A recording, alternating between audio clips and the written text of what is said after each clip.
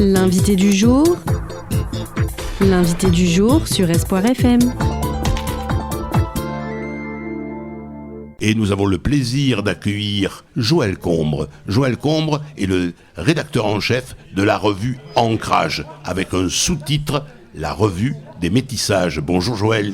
Bonjour Patrick, bonjour à tous. Alors Ancrage, pour celles et ceux qui ne le connaîtraient pas, c'est une revue assez spéciale, qui est spécifique à plusieurs points de vue. Oui, pour dire les choses simplement, il faut se rappeler que le sous-titre de la revue, c'est la revue des métissages, donc c'est un même mot repère qui signifie bien ce que ça veut dire, et qui est destiné à donner des indications sur la ligne éditoriale de notre revue.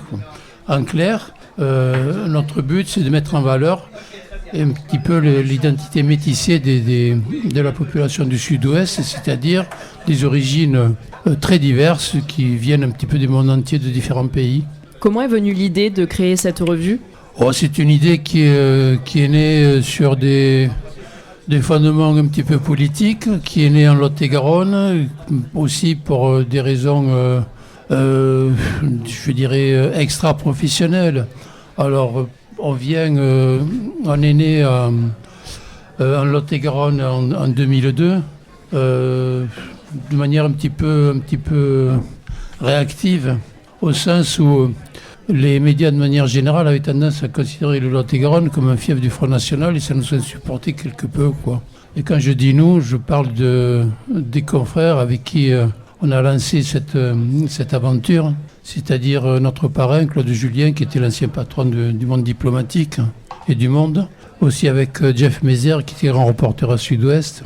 On était soutenu aussi par Pierre Sansot, un philosophe bien connu du département. Et on partageait cette idée que le Lot-et-Garonne, contrairement aux idées reçues, c'est un département qui s'est construit à partir de greffes successives de populations du monde entier. C'est-à-dire que le visage de Lot-et-Garonne était le reflet inverse, réellement, de l'image qu'on voulait bien donner de lui. Donc on s'est dit, on va créer une revue qui s'appelle Ancrage, qui est la symbolique un petit peu de la venue, de ce point d'accueil, de ce port d'attache que constitue le département. Et on a fait un certain nombre de reportages, de parcours de vie de Lot-et-Garonnais qui venaient, comme par hasard, d'Afrique, d'Europe centrale, d'Europe du Nord, d'Amérique du Sud, un petit peu partout, pour dire le Lot-et-Garonnais, voilà à quoi ça ressemble. Ce n'est pas tout à fait l'image que l'on donne volontiers un petit peu partout dans les médias en France. Donc, ça, c'était le point de départ. Donc c'est une revue qui s'adresse essentiellement aux Lot-et-Garonnais, mais pas seulement, puisque vous avez un lectorat qui est très, très vaste, oui. Voilà. Très diversifié aussi. C'est-à-dire que l'aventure, pour être précis, elle a démarré sur le bassin Femay-de-Loire, qui était un bassin industriel et très révélateur de ce métissage que l'on souhaitait mettre en valeur. Parce que ce qui a fait la prospérité du bassin métallurgique Femay-de-Loire, c'est précisément la venue massive d'ouvriers du monde entier. Il y avait des Arméniens, vous aviez des Russes blancs, vous aviez des Espagnols, vous aviez des Turcs. Enfin, c'était vraiment très impressionnant. Et on peut dire que le bassin Femay-de-Loire doit sa prospérité et son développement à la participation de milliers d'ouvriers venus d'un petit peu partout. Et puis ensuite, le phénomène s'est élargi parce qu'il se trouve que le Lot-et-Garonne est aussi une terre d'accueil pour des gens qui appréciaient à la fois son climat, qui appréciaient ses paysages, son art de vivre. C'est ce qu'on appelle communément l'immigration loisir. Ce sont des personnes qui arrivent essentiellement d'Europe du Nord, des îles britanniques, comme vous le savez,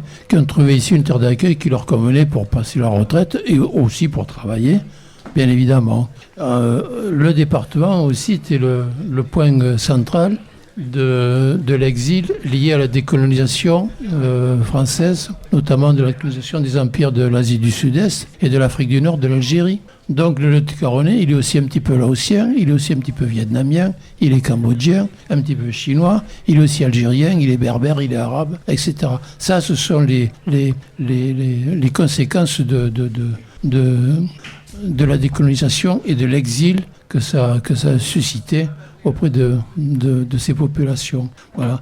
Et de fil en aiguille, on a gagné un petit peu en notoriété. On s'est intéressé aussi à la Dordogne, à la Gironde, qui sont aussi des départements où on est actuellement en quête d'investigation. Alors c'est vrai que c'est tout à fait intéressant de parler du Fumélois et de cette usine qui a fait vivre plus de 3500 personnes pendant des années. Oui, 4000 salariés en tout, effectivement.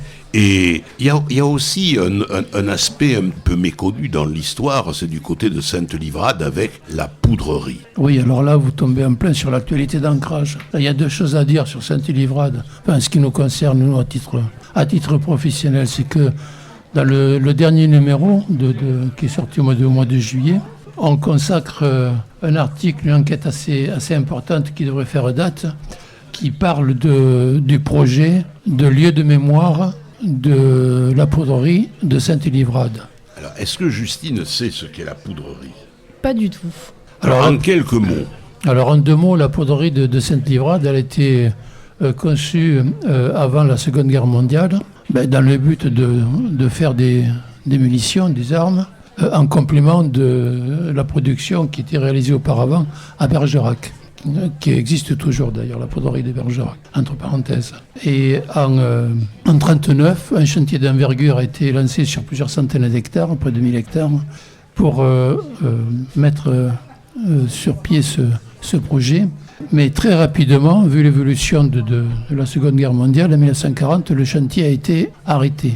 Il a été arrêté, ce qui fait que, paradoxalement, on n'a jamais sorti une cartouche de la poudrerie de Sainte-Livrade, mais on avait quand même réalisé des dizaines et des dizaines de baraquements qui étaient destinés à accueillir les militaires censés faire fonctionner cette poudrerie, entre autres personnes. Et ces baraquements, par la suite, ont servi de site d'hébergement pour des populations d'exilés, à commencer par les exilés espagnols, qui étaient des républicains espagnols, qui avaient été expulsés par le dictateur Franco, et qui avaient été hébergés en partie à Sainte-Livrade. Et d'ailleurs, ces Espagnols ont participé déjà au départ dès leur arrivée en 1939, à la construction au lancement du début du chantier. Ça, c'est un premier point. Ensuite, il y a eu une succession de mouvements très révélateurs de notre histoire coloniale aussi. C'est qu'en 1944, sont arrivés à Sainte-Livrade des tirailleurs sénégalais qui avaient été engagés dans l'armée française pendant la Seconde Guerre mondiale, qui étaient stationnés sur les bases du sud-est de la France et qui avaient été mutés à Sainte-Livrade. Pendant la guerre, il y a eu aussi des militaires de l'armée de l'air qui étaient basés ici. Et puis, par la suite, en 1945, l'armée de l'air s'est développée avec une école de comptables qui était installée à Bias, à Sainte-Livrade, et puis d'autres compagnies militaires. Et en 1947, les baraquements de la poudrerie ont été désertés de leurs locataires. L'armée de l'air est partie ailleurs, et pendant quelques années, la poudrerie est restée en l'état. Et le site d'hébergement a été réactivé en 1956 à la chute de l'Empire français en Asie du Sud-Est. Et l'année 1956 a vu l'arrivée massive de plus de 1000 personnes du Vietnam, notamment beaucoup de femmes et beaucoup d'enfants. Et en 1962, par la suite, à la fin de la guerre de l'Algérie, au moment du cessez-le-feu, les harkis ont été installés aussi à Bias. Alors, au-delà de l'aspect, chronologique de ce que je raconte, il faut voir aussi l'aspect humain, parce que c'était aussi des drames énormes pour toutes ces populations, que ce soit des Vietnamiens, imaginez des Vietnamiens qui arrivent de Hanoï, qui débarquent dans un pays dont ils ne maîtrisent ni la langue, ni la culture, ni les climats, ni rien. Ça a été des traumatismes énormes pour les Algériens, qu'ils soient berbères, arabes, tous ceux qui avaient combattu avec l'armée française, qui se sont retrouvés ici. Ils vivaient dans des conditions absolument déplorables, quoi. Et la population locale manifestait aussi une forme de rejet et d'hostilité à leur encontre. Donc il y a aussi et surtout des drames humains qui se sont déroulés dans ces baraquements de la Poudrerie. Et justement, c'est l'occasion pour Ancrage de le remettre un petit peu à l'ordre du jour, de le réactualiser. Oui, disons qu'on se fait l'écho du travail de ce que je disais tout à l'heure, c'est-à-dire le projet de lieu de mémoire pour réactiver précisément toutes ces pans de l'histoire à la fois locale et internationale, parce que ça appartient quand même à notre histoire générale, toutes ces difficultés. Et donc c'est quand même intéressant de remettre... Alors pour l'instant, on est au stade du projet. Il y a un cabinet très compétent qui a été désigné, qui s'appelle le cabinet Scarabée. Pour mémoire, c'est un cabinet, leurs spécialistes ont travaillé sur Rivesaltes, sur Gurs, ce sont des sites qui doivent parler à certains de nos auditeurs, je suppose. Donc il y a quand même une compétence qui est là pour mettre en musique un petit peu, si j'ose cette expression, ce lieu de mémoire.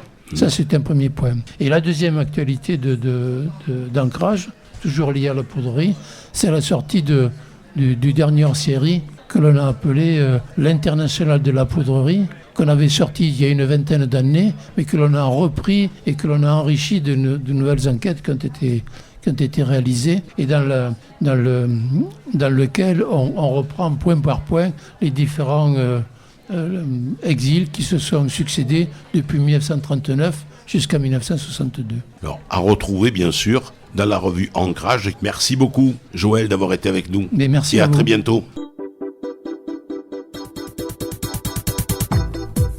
C'était l'invité du jour sur S.FM.